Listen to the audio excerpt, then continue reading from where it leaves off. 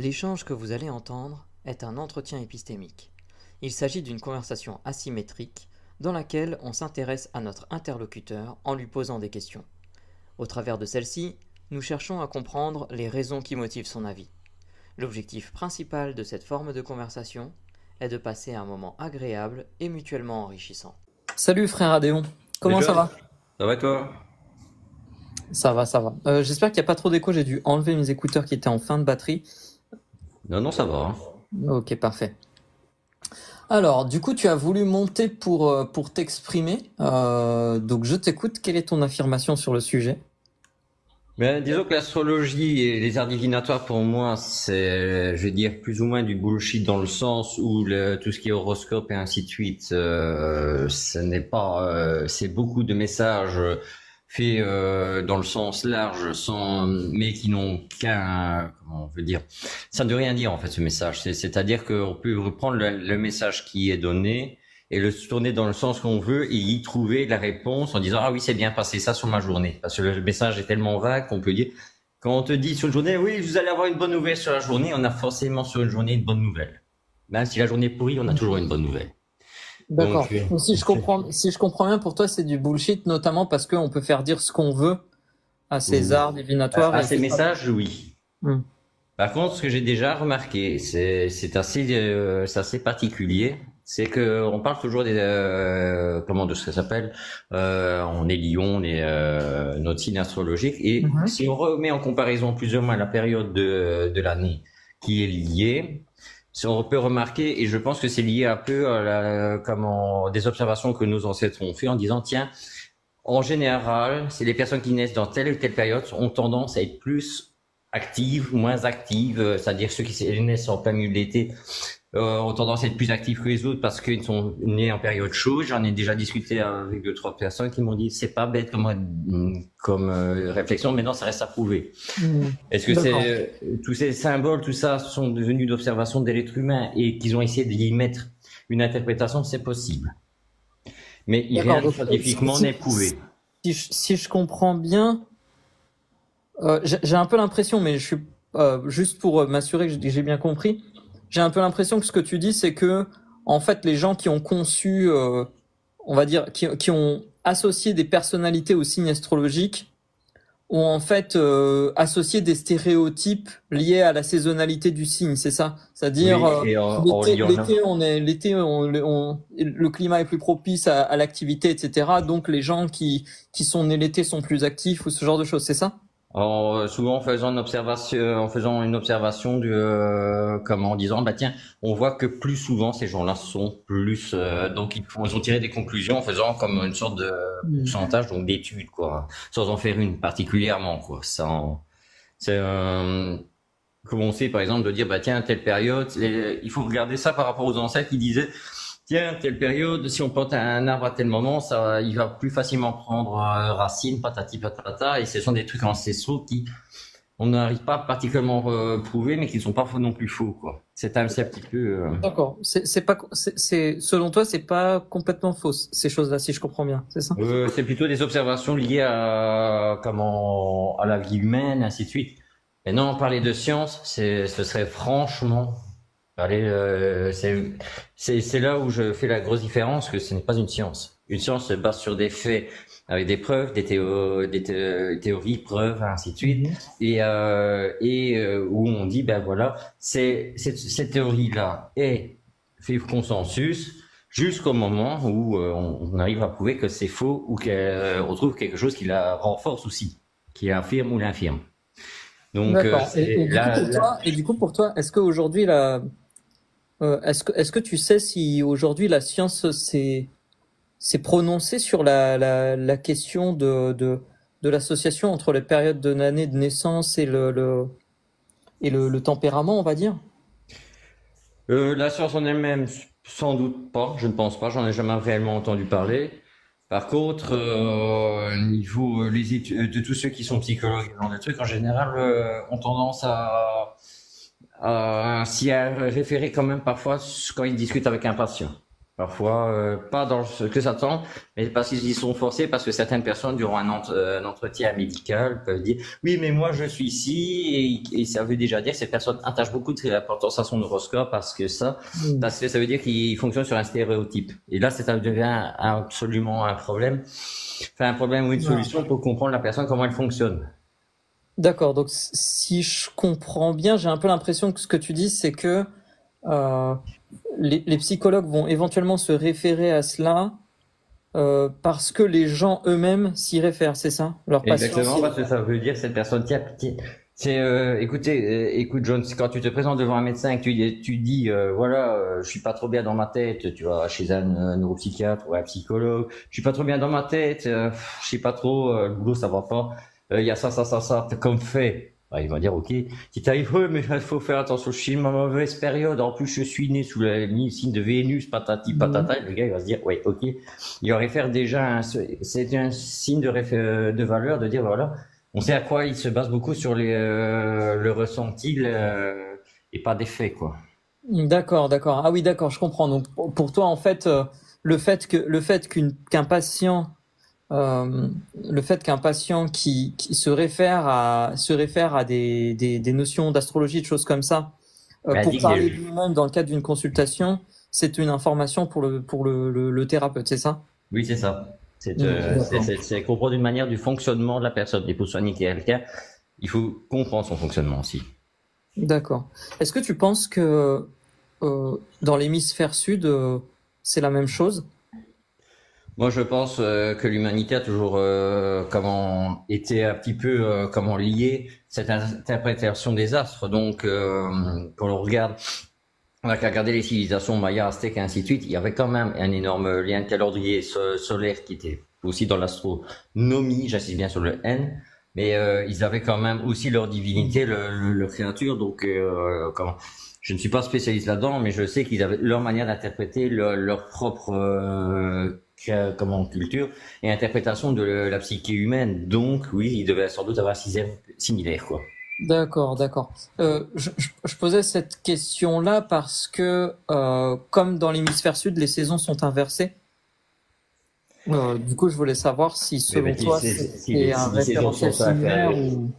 ça peut être, c'est sans doute par logique, c'est sans doute c'est similaire étant donné que on interprète Mhm. l'hiver de la même, on perçoit l'hiver de la même manière dans telle période, dans telle période. C'est juste la différence de température, la manière dont l'hiver est rude ou moins, plus ou moins rude, qui va être interprétée différemment. C'est tout. D'accord, d'accord. Et donc, euh, pour toi, à quel point... bon, j'ai un peu l'impression de comprendre que pour toi, donc du coup, tout ça c'est plus ou moins faux. C'est juste que voilà, les gens ont fait des associations d'idées et donc Exact. on construit un petit peu partout des associations entre la personnalité et la personnalité et éventuellement la saison de naissance ou ce genre de choses Mhm. et où la personnalité et la disposition des étoiles observables, etc. Mhm. Et du coup, pour toi, à quel point tout ça est faux sur une échelle de 0 à 100? Que le lien entre tout ça, Ouais. 100 étant, je suis absolument certain que c'est faux. 0 étant, j'ai toutes les raisons de croire que c'est plutôt vrai. à partir du moment où on fait un lien en disant ça peut être possible, je dirais 60 à 70% que je dirais ben c'est faux, Mhm. mais je laisse 30% en te disant que ça peut parce qu'il y a des fois ça tombe pile par rapport au type de caractère parce que j'ai déjà remarqué que, par exemple qu'entre différents types du même caractère nés plus ou moins à la même période ont des signes ont des liens similaires. Maintenant ça ne c'est mais je peux dire aussi je pourrais avoir le même qu'avec une personne qui était née 6 mois de différence. Donc Mhm. c'est ça que je dis. Mais par contre que les astres et tout ça aient des influences sur l'être humain, ça aucune. D'accord. À partir du moment sur le destin, la prévision, tout ce qui est destiné, la divination et tout ça, ça non, je suis désolé non. Ok, ok. Alors, supposons que euh, on découvre qu'effectivement, supposons deux choses. Euh, La première chose, c'est que voilà, comme tu le dis, tu as déjà vu qu'il y avait des gens qui semblaient avoir une personnalité assez cohérente avec l'idée que bon, voilà, ils soient nés plutôt en été, plutôt en hiver. Enfin, j'ai un peu l'impression de comprendre ça. Euh, et donc, supposons que ça, tu fasses ce constat-là et que, comme tu le dis, on démontre que bah voilà, en fait, les astres n'y sont pour rien. Ce serait quoi la deuxième explication que tu proposerais toi ou qui te viennent en tête pour expliquer ça? L'explication qui viendrait en tête par rapport au fait qu'il y aurait des similitudes ou un caractère, en disant par exemple un Bah, lion a un tel caractère, c'est ça que tu veux dire? oui, oui, voilà, des personnes nées à la même période de l'année auraient des similarités De lien familial. de Donc, liens familiaux. parce que si les personnes dans la famille disent ah t'es né lion, t'auras tel caractère et qu'on te le répète depuis la naissance, au bout d'un moment ton cerveau va se dire ah tiens je suis de tel signe donc je dois avoir tel caractère, donc on peut éventuellement formater le cerveau et lui incluant un message en disant tiens je suis lion ou je suis cancer, j'ai tel archétype, et du coup le cerveau va se dire ah ben tiens si je suis né à tel moment, et que c'est une sorte de manipulation mentale. C'est possible. Ok, ok. Donc, si je comprends bien, en fait, ce serait une forme d'intériorisation d'un stéréotype véhiculé culturellement et que c'est... Voilà. D'accord. Et comment on pourrait savoir si T'as c'est compris vrai? pourquoi j'ai dit tout à l'heure 70% aussi. Parce que Je j'avais déjà ça en comprends mieux. tête aussi. Donc, Je comprends mieux. Et du coup, comment on pourrait savoir si c'est effectivement le cas? ça, c'est une bonne question que je me suis déjà posée. Tu m'aurais posé ça comme question à emporter, ça aurait été génial. Oui. Enfin, en fait, qu'est-ce qu'on pourrait imaginer pour pouvoir savoir si effectivement c'est le cas? Hmm. Bah, il faudrait carrément trouver une personne qui est en dehors de ce système, je crois, totalement, on va dire, où on ne parle pas de signe astrologique, où on ne parle pas d'interprétation, c'est-à-dire une personne qui est totalement aseptisée, Hmm. avec des parents qui l'étaient déjà eux-mêmes. À ce moment-là, on pourrait voir exactement si ça a déjà un apport culturel de la famille. D'accord, Et ainsi d'accord. de suite. Mais le problème, c'est qu'on est toujours indépendant de ses ancêtres. Donc, il y a toujours, on tient toujours quelque chose de ses parents, qu'on le veuille ou non. Donc, si je comprends bien, un moyen serait, par exemple, d'aller étudier une culture dans laquelle les stéréotypes de type astrologique sont pas du tout les mêmes. Oui, c'est ça. De comparer, par exemple, deux cultures où ils ne réagissent pas de la même manière par rapport, quoi. D'accord, d'accord. Euh, ah, très intéressant. Et est-ce qu'il y a quelque chose qui te ferait monter sur ton curseur et à l'inverse quelque chose qui te ferait descendre ton curseur?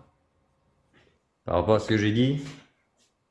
Ouais, enfin par rapport à voilà ton niveau de conviction actuellement sur l'association entre voilà, la personnalité des gens et leur période de naissance, on va dire. Ben, qu'on m'apporte une preuve. Moi, tant qu'il n'a pas de preuve et une étude sérieuse dessus, une preuve ou une théorie qui fasse consensus avec preuve à l'appui, tant qu'il n'y a pas ça, moi, je me pose, c'est une question que je vais ne pas me poser particulièrement, mais je vais laisser attendre de voir que on ait une étude sérieuse dessus, en utilisant une méthode scientifique. Ça, oui. D'accord. À quoi ça ressemblerait une étude? On a vu d'un côté une des études, on a déjà réfléchi à cet aspect-là sur le fait de dire, bah voilà, si on pouvait comparer euh, avec une culture différente ou ce genre de choses, euh,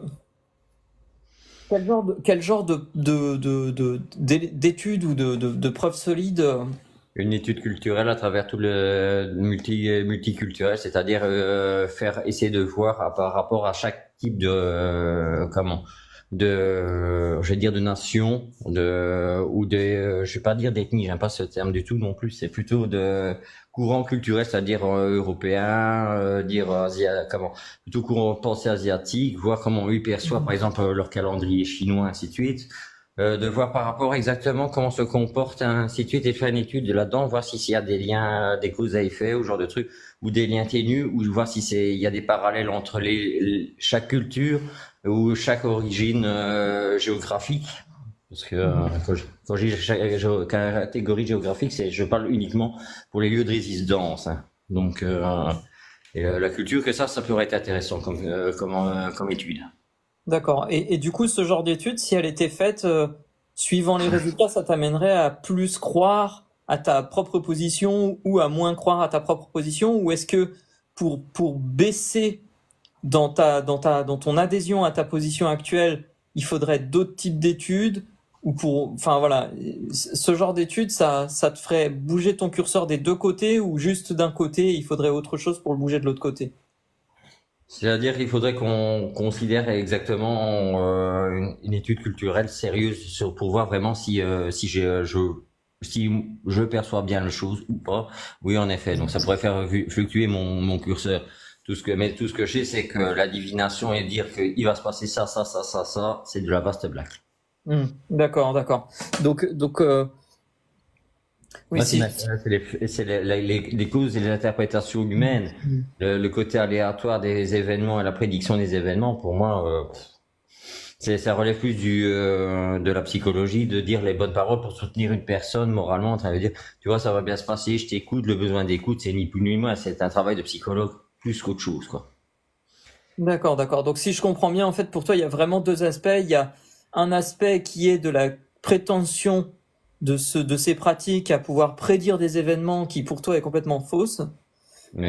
Et de l'autre, il y a la prétention de ces pratiques à pouvoir parler de la personnalité des gens, pour laquelle pour toi il y a peut-être une partie de vrai, mais que cette partie de vrai, elle serait en fait liée au fait que soit c'est des observations qui ont été faites un peu intuitivement par nos ancêtres, soit c'est par intégration d'un stéréotype véhiculé par exemple l'astrologie ou ce genre de choses. Et donc du coup, pour savoir démêler un petit peu le vrai du faux, il faudrait des études culturelles, transculturelles, etc. pour voir si effectivement on peut voir au travers des différences culturelles émerger les mêmes différences de personnalité ou pas. C'est ça, hein, si je comprends bien ta position. Oui, c'est ça. En gros résumé, oui, c'est ça. Ok. Et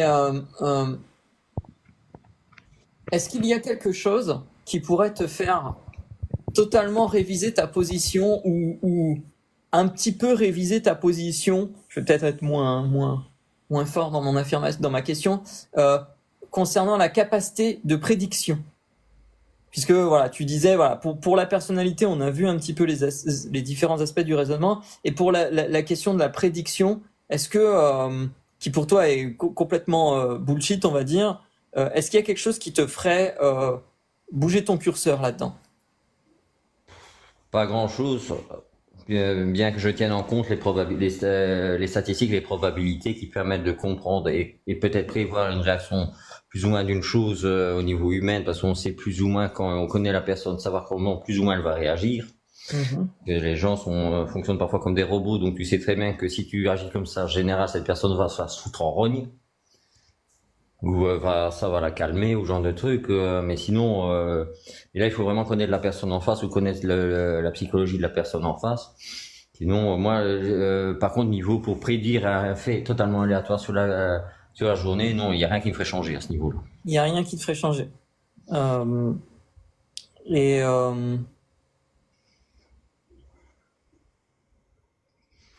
est-ce que tu penses que c'est comment dire, c'est rationnel? Non, je vais pas poser la question comme ça. Qu'est-ce qui fait que ta conviction elle est suffisamment forte pour te dire rien ne me fera changer de conviction?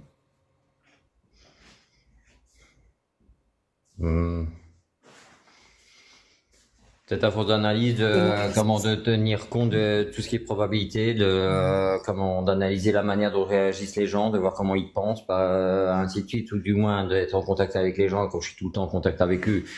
Peut-être de voir ça et de voir que rien ne se passe jamais comme on prévoit, étant donné qu'il y a toujours un facteur qui va changer. Tu as beau avoir un plan, comme on pourrait dire, sans accroc, il y a toujours un petit accroc quand même dedans, parce qu'il y a des phénomènes aléatoires, donc rien n'est prédictible à 100%, donc on ne sait jamais dire exactement ce qui va se passer. Donc pour moi, c'est des conclusions par rapport à mon vécu, ça, plutôt. D'accord, d'accord. Ok, bah ça fait un quart d'heure qu'on échange. Oui. Donc je vais passer la parole à mes collègues pour savoir s'ils ont des questions à emporter. Et ensuite, tu pourras me dire comment ça s'est passé pour toi l'échange.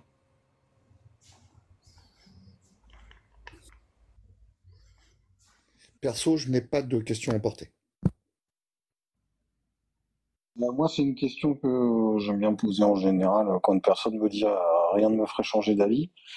Euh, Si jamais l'astrologie était vraie, est-ce que tu aimerais le savoir? De savoir que je me suis trompé? Ouais. Oui. Oui, parce que Et- je ne, comment, si à partir du moment où on me prouve par A plus B que je me suis trompé, oui, je préfère le savoir. À ce moment-là, je modifierai à ce moment-là. Mais du coup, si c'était le cas, comment tu pourrais t'en rendre compte si rien ne te ferait changer d'avis? En sachant pour la bonne et simple raison que je fonctionne comme je l'ai dit, si on arrive à me prouver, arriver avec des preuves solides, étudiées scientifiquement, oui, j'ai changé de position. Ça, oui. Donc finalement, il y a des choses qui pourraient te faire changer d'avis.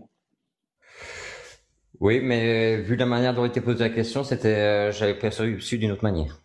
Ok. Régis? J'ai pas de questions à l'emporter, juste une réflexion. Je me demande si c'est pas parce que les astres sont mal alignés que j'ai une connexion de merde. Ah. Voilà, à emporter. Bon, John, on te rend la parole. Ouais, merci, merci. Je pense que il faut essayer les étoiles Starlink. Je crois que ça marche mieux pour la connexion. Ici. Du coup, frère Adéon, ouais, merci d'être monté. C'était sympa comme échange. Comment ça s'est passé pour toi? Bon, très bien, comme d'habitude, hein.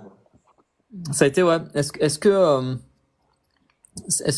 ce type de, tu reviens, tu reviens régulièrement. Donc, est-ce que pour toi, ce genre d'échange, ça te fait aussi réfléchir de ton côté ou? Ben, disons que j'ai déjà vu que ça a eu un effet positif sur mes lives, par exemple. D'accord. C'est-à-dire que j'ai déjà réussi à plus ou moins à recalquer et recalibrer ma manière d'appréhender certains, manière de penser, ma manière de réagir vis-à-vis de certaines personnes qui viennent sur mon live, et parfois aussi de certaines techniques ou outils que vous utilisez me permettent aussi de bien mieux appréhender un sujet que parfois je n'attends pas à voir sur mon live parce que parfois ça dérive. Avant j'avais un sujet très simple qui restait mes figurines. Maintenant, on aborde beaucoup plus de sujets différents, que ce soit au niveau astronomie, genre de trucs. Donc, il y a des fois, je suis amené à dialoguer, donc ça me permet, oui, ça m'aide beaucoup. Ok, bah c'est intéressant. Merci pour ce retour, c'est cool. Donc, oui, ça merci m'aide. beaucoup, oui. Vraiment, nous, ça nous fait plaisir de voir que ça peut améliorer le live ou le quotidien de certaines personnes. C'est toujours intéressant comme retour.